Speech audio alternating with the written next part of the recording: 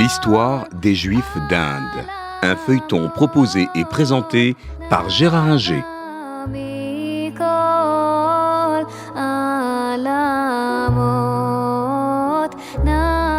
Bonjour.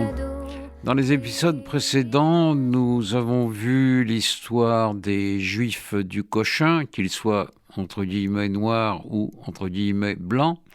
Nous avons vu l'histoire des Bnei Israël. Il y a encore d'autres communautés qui ont constitué les Juifs de l'Inde, notamment les Baghdadis. Alors, comme leur nom l'indique, les Baghdadis viennent d'Irak, pas nécessairement de Bagdad. Ce sont des commerçants de Bassora, de Bagdad ou des environs qui se sont joints aux commerçants arabes et qui ont commercé avec l'Inde de Bombay ou le port de Surat, pas très loin de Bombay. Et puis, ces commerçants, pour certains, qui travaillaient avec les Anglais, avec les Hollandais, se sont installés réellement en Inde à la fin du XVIIe, au début du XVIIIe siècle, parce qu'il y avait des persécutions dans l'Irak actuel, menées par des pachas assez indépendants d'Istanbul, de Constantinople, et ces pachas persécutaient les Juifs quand bon leur semblait. Donc beaucoup sont partis s'installer en Inde. Ils ont été rejoints par des Juifs d'Iran au XIXe siècle, notamment après le pogrom de Meshed. Alors, ces Juifs sont des Juifs arabophones, qui parlent donc arabe avec des mots hébreux, et qui sont profondément juifs.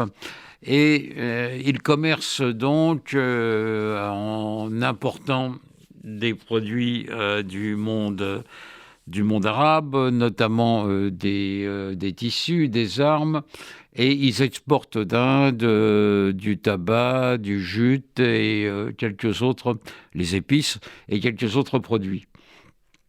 L'ensemble de ces Juifs donc est installé à Surat et à Bombay, et puis essentiellement au début du XIXe siècle à Bombay.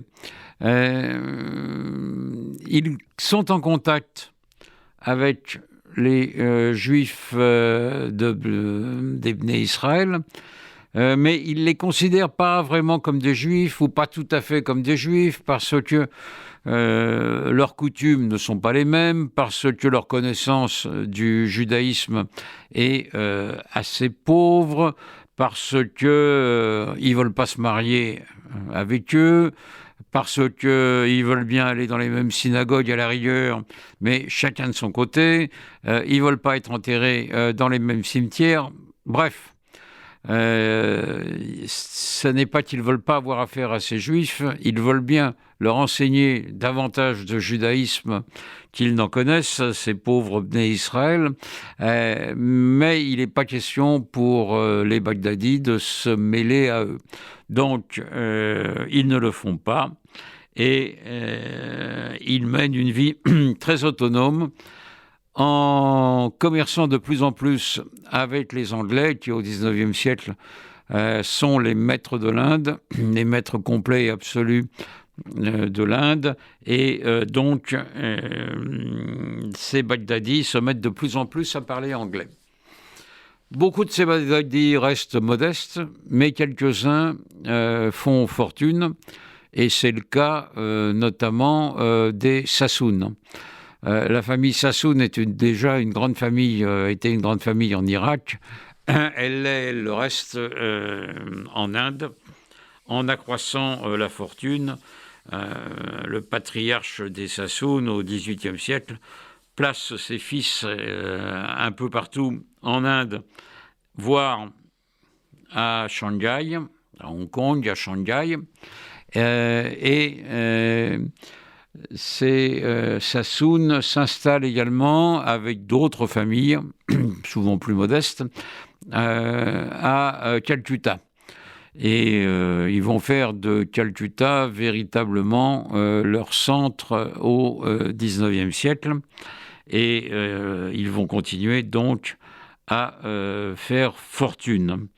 Ils vont prospérer pendant toute la période de l'Inde anglaise, mais après l'indépendance de l'Inde de Nehru ayant adopté un système socialisant, ils ne trouvent pas toujours leur place et donc vont émigrer, qui aux États-Unis, qui en Israël. Aujourd'hui, les Baghdadis sont tous dans ces deux pays, pratiquement. Il n'y a pratiquement plus de Baghdadis en Inde, peut-être une cinquantaine de personnes. Mais ils ont joué un rôle de liaison avec la puissance coloniale et un rôle commercial important. Ils méritaient donc d'être cités. C'était l'histoire des Juifs d'Inde. Un feuilleton proposé et présenté par Gérard Inger.